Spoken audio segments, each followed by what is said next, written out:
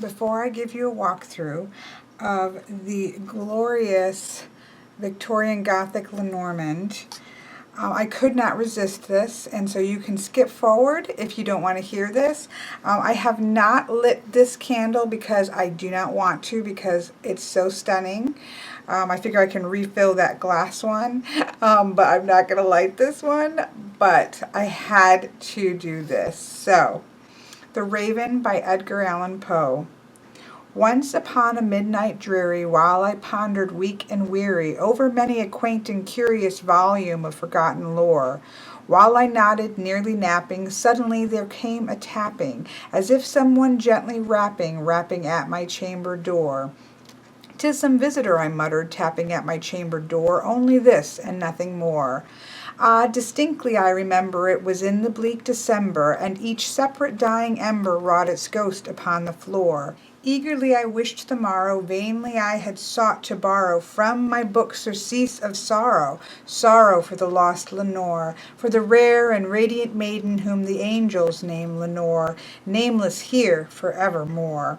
And the silken, sad, uncertain rustling of each purple curtain thrilled me, filled me with fantastic terrors never felt before, so that now to still the beating of my heart I stood repeating, "'Tis some visitor entreating entrance at my chamber door, some late visitor entreating entrance at my chamber door, this it is, and nothing more." Presently my soul grew stronger, hesitating then no longer. "Sir," said I, "or madam, truly your forgiveness I implore, but the fact is I was napping, and so gently you came rapping, and so faintly you came tapping at my chamber door, that I scarce was sure I heard you." Here I opened wide the door, darkness there, and nothing more. Deep into that darkness peering, long I stood there wondering, fearing, doubting, dreaming dreams no mortal ever dared to dream before. But the silence was unbroken, and the stillness gave no token, and the only word there spoken was the whispered word, "Lenore?" This I whispered, and an echo murmured back the word, "Lenore." Merely this, and nothing more. Back into the chamber turning, all my soul within me burning, soon again I heard a tapping somewhat louder than before.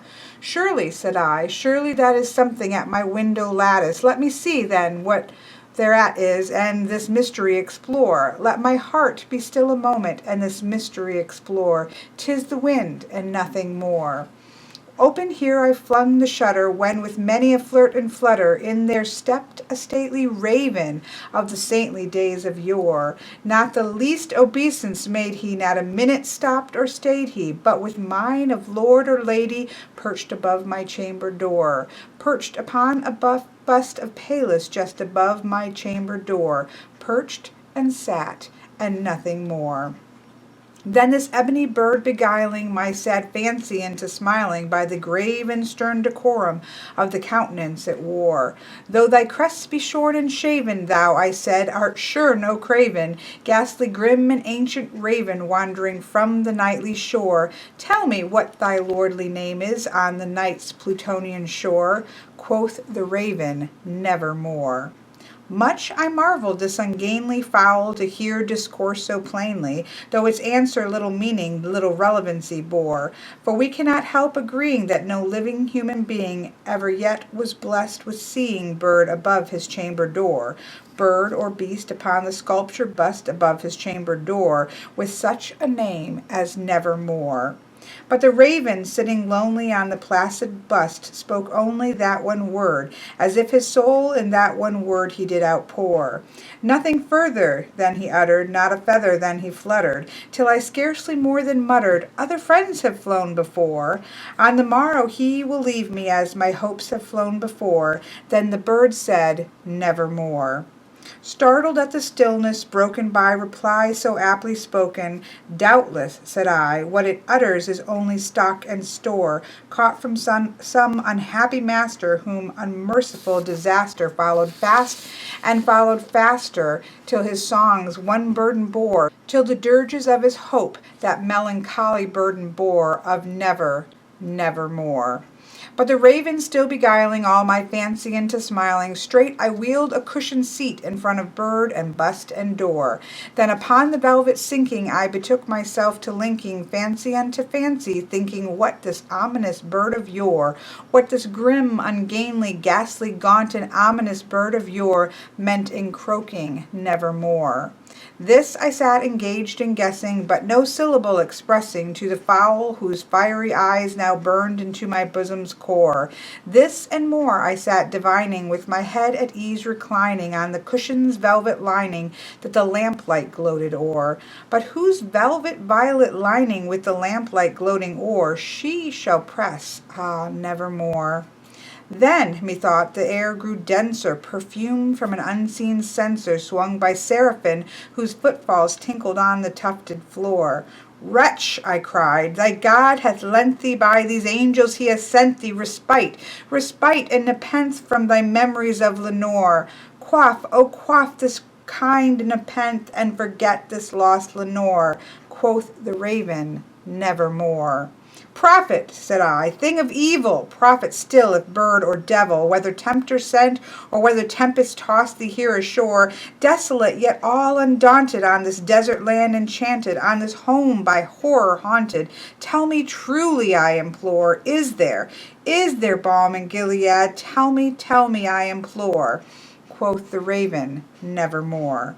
Prophet, said I, thing of evil, prophet still if bird or devil, by that heaven that bends above us, by that God we both adore, tell the soul with sorrow laden, if within the distant Aidenn it shall clasp a sainted maiden whom the angels name Lenore, clasp a rare and radiant maiden whom the angels name Lenore. Quoth the raven, nevermore. Be that word our sign of parting, bird or fiend, I shrieked, upstarting. Get thee back into the tempest and the night's Plutonian shore. Leave no black plume as a token of that lie thy soul hath spoken. Leave my loneliness unbroken. Quit the bust above my door. Take thy beak from out my heart, and take thy form from off my door. Quoth the raven, nevermore. And the raven, never flitting, still is sitting on the pallid bust of Pallas just above my chamber door. And his eyes have all the seeming of a demon's that is dreaming, and the lamplight o'er him streaming throw his shadow on the floor. And my soul from out that shadow that lies floating on the floor shall be lifted nevermore. The Raven by Edgar Allan Poe. And how could I not do that? It was impossible, I tell you. So, yes, these gorgeous and glorious gifts by Miss Maureen have just... Oh, be still my heart. Let me move some of this out of the way. And we will zoom in on these gorgeous cards here. Here we go. And this is the Victorian Gothic Lenormand, which can be found on the Etsy shop, White Rabbit Oracle. The backs are an absolutely stunning red and black pattern that's just gorgeous. Now, I would not say that this is necessarily the best deck for a beginner, because it is quite dark. It is quite themed, but it does have the name, at the bottom quite clearly, and the number at the top. There's no card associations, but in a large grand tableau, you would definitely have to be looking, I think, for some of these things. Does that matter to me? Oh no, it does not, because it's simply stunning, and it will be gorgeous with my Bohemian Gothic Tarot, which I will show you after we're done walking through these cards. So here we have the lovely Rider, which is Lenore with her purple dress, in my opinion. Here we have Clover. So we have a bunch of Clover, but you can see there's ravens here. There's a desolate old bench that's empty here. So there's a lot going on, and with this kind of dark clover here. But again, it says it right here. And once you know the deck, you'll be fine. I just wouldn't probably recommend it as a beginner deck. Here's the ship, which, you know, the ship has crashed. We just have a bottle left, and is the ship in the bottle, and we have some fate has befell it. We also have the lighthouse that is going through the fog. It's a very, very long journey when you have to take it in a bottle. Let's just say that. Here's the beautiful house with the moon. Gorgeous tree. Look at the clouds. Now see, there's a lot going on. Again, you're seeing this through the window, but here we have dark clouds and light clouds. So I do like that for myself. And we have this kind of figure walking out there very creepily.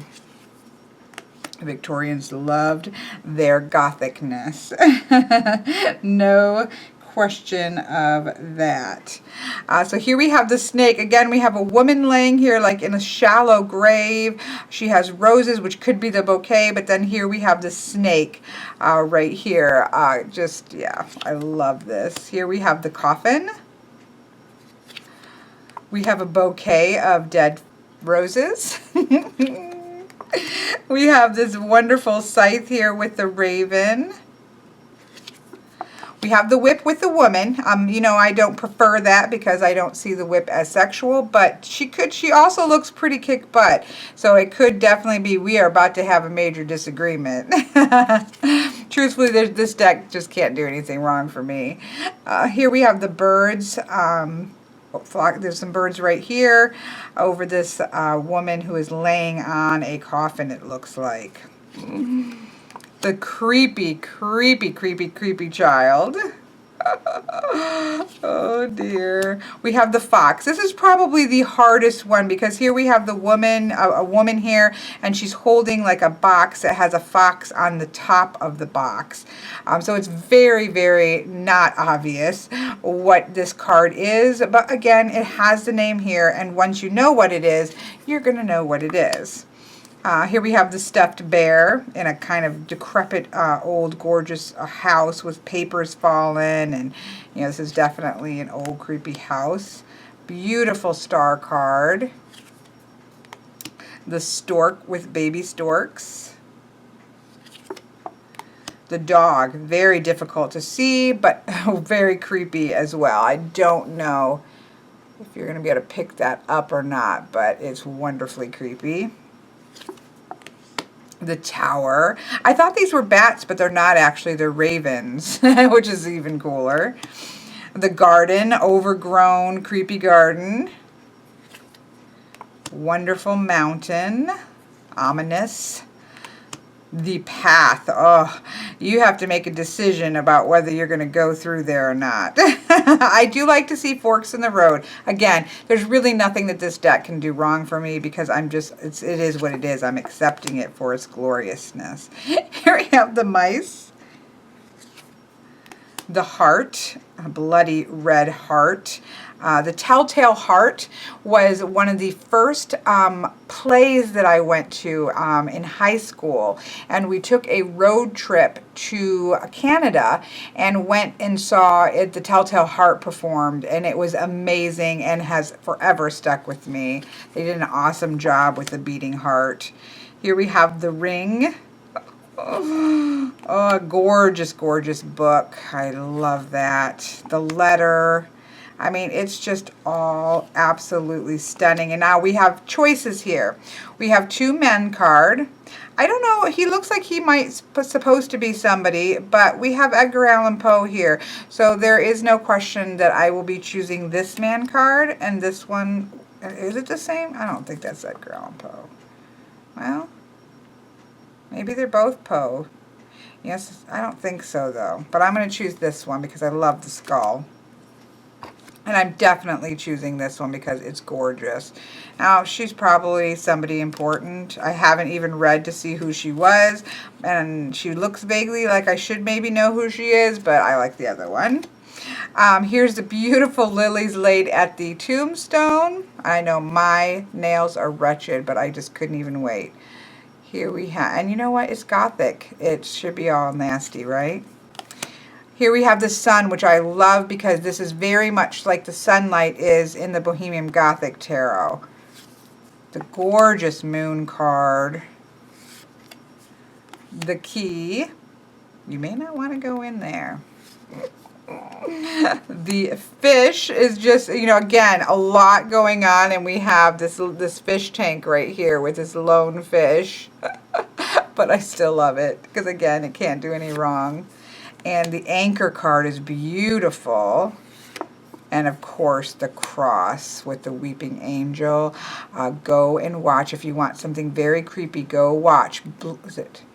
Is it Blink? The Doctor Who episode Blink. Oh my goodness, with the weeping angels. Go watch that. So there we have it. And then there's this gorgeous, clearly, I didn't look on the website, but I'm assuming this is something that you can purchase on the White Rabbits at Oracle. If not, she did an amazing, Miss Maureen did a wonderful job at putting those two together if they did not come like that, or if you couldn't purchase it that way. I will obviously be blacking these sides. That's not even a question. Actually, that will happen tonight. So I will probably show it to you after I get finished with it to wrap up the video. Let's just shuffle these. But I'm going to zoom out because I want you to see this. Oh, look at this. This is my beloved Bohemian Gothic Tarot, which I adore.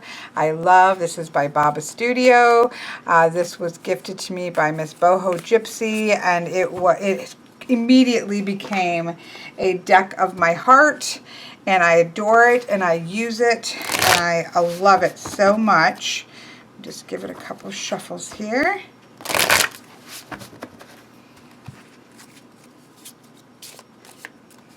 Okay, and the other thing that I use with this is the Vintage Wisdom Oracle. So let's see if we can fit this all on here. Am I zoomed all the way out?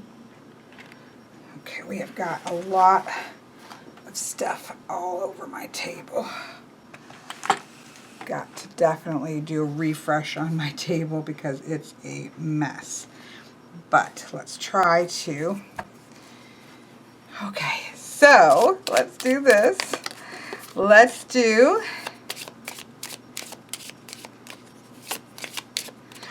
do one on the book for knowledge, right? Plus, the book is so gorgeous. I want it to. Oh, good. He's going to show up. Okay. 1, 2, 3, 4. 1, 2, 3, 4. Okay. So we're going to go like this. Do. Okay. Let's get these all laid out like that. And then take those off to the side. Look at that. And then if we put 2 and 2, look at this gorgeousness. And 2 very dark ones that we got too. Although they are all core, but see, even that is kind of, I mean, it's just, look. I mean, it's just gorgeous. This deck is the most amazing deck ever. But we're just going to leave those there with the star here. And then pull out, which will be the lightest of the bunch, the gorgeous Shadow Self and the gorgeous Listening card. And there we have a 3 voices using the Victorian Gothic Lenormand, the Bohemian Gothic Tarot, and the Vintage Wisdom Oracle. How gorgeous is that? Okay, I'm going to stop. Yes, just absolutely wonderful, wonderful, wonderful. Thank you, Miss Maureen. Thank you, Miss Boho Chipsy. All of it pulls together to just gorgeousness. So I'm going to stop here. I just wanted to show you those cards and, of course, read that lovely poem by Mr. Poe himself.